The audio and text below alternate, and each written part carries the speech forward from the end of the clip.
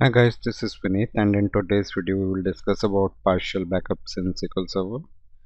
Before we proceed ahead, I would request you guys to please go ahead and subscribe to my channel. There's a subscribe button below this video. Click on that button and you will get a bell icon after that. Click on that bell icon, select all notifications to get notifications regarding all my future videos. There are some points to remember. Please watch this video till the end to gain better clarity of the concept, and if possible for you, please watch a video twice and perform any exercises in your lab or test environments only. Do not touch any production environments or the production databases. We would like to know your thoughts regarding our videos, so please share your comments. In case you need the PDF copy of these notes, I've included the link below. You can open this link in your browser to download the PDF notes by paying a nominal fee. And the link is also there in the description, so you can check that out.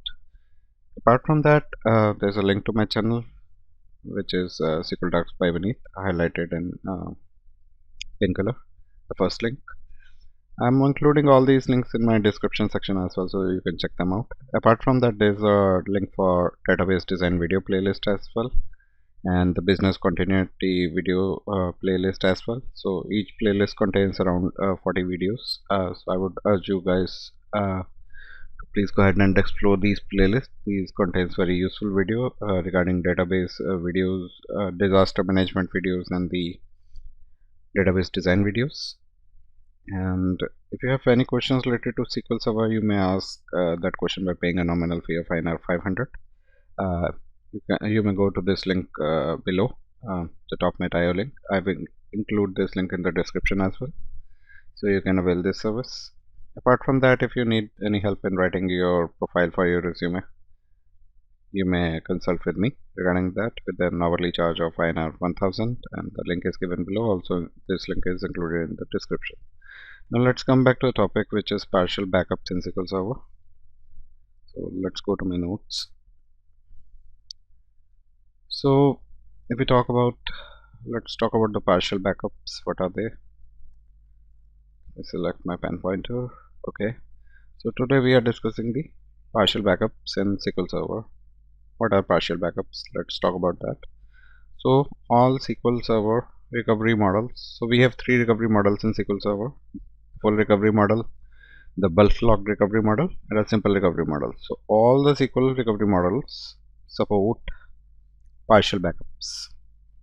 However, partial backups are designed to use under the simple recovery model to improve flexibility. Though we can use the partial backups under all the three recovery models, but these partial backups are basically designed to use under the simple recovery model to improve any flexibility for backing up very large databases. So they provide flexibility in terms of backing up very large databases that contain one or more read-write file groups. So basically these are the partial backups are useful for the databases that have simple recovery model, provide good results with the simple recovery model, provides flexibility, and they can be used to back up very large databases that contain one or more read-write file groups. There are read-only file groups as well, but apart from that, they can be used to back up the read-write file groups. Well, let's discuss some more. So partial backups are useful whenever you want to exclude any read-only file groups. So they are useful in terms, useful in a situation where you want to exclude any read-only file groups but want to take backup of read-write file groups. In those situations, the partial backups are useful. Partial backups. So what are the contents of partial backups? So a partial backups resembles a full database backup, but a partial database backup or partial backup does not contain all the file groups. So a partial backup excludes the read-write file group. A partial backup excludes the read-only file groups and include only the read-write file groups, and it also resembles a full database backup, but it does not contain the read-only file groups.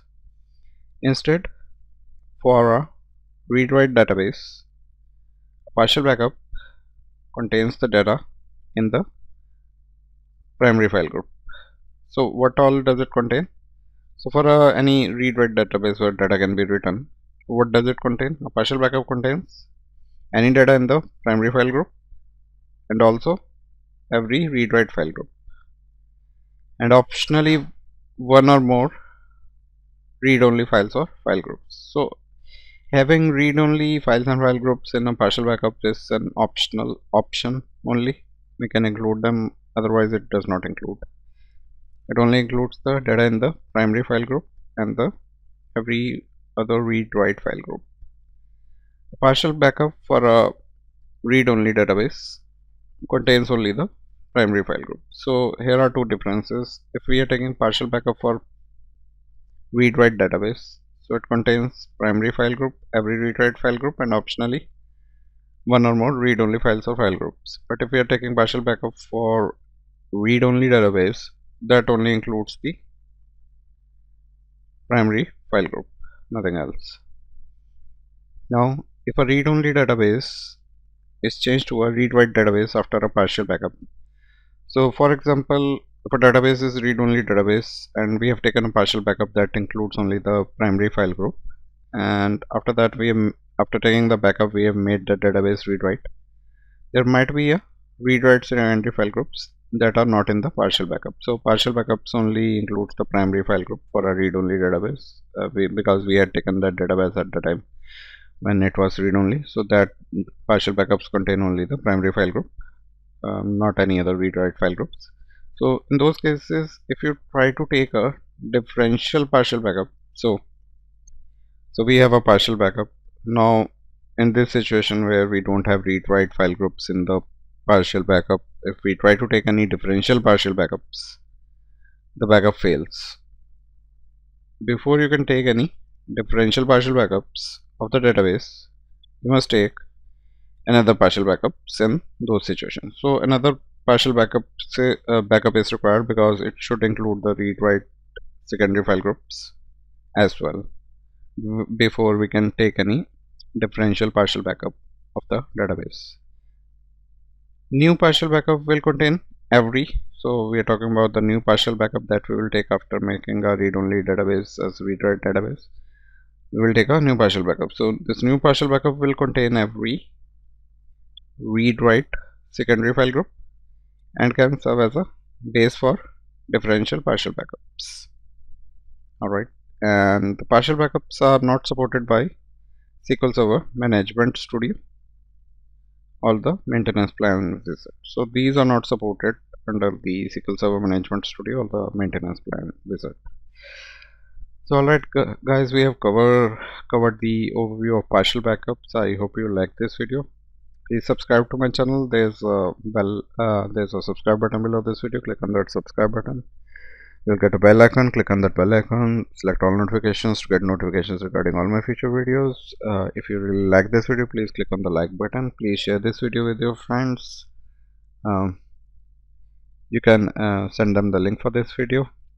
Share this video with your friends if you feel this video is useful for them as well. And also do comments on our videos. We would love to hear your comments, and I thank you so much for your time on this video today, and you have a wonderful day ahead.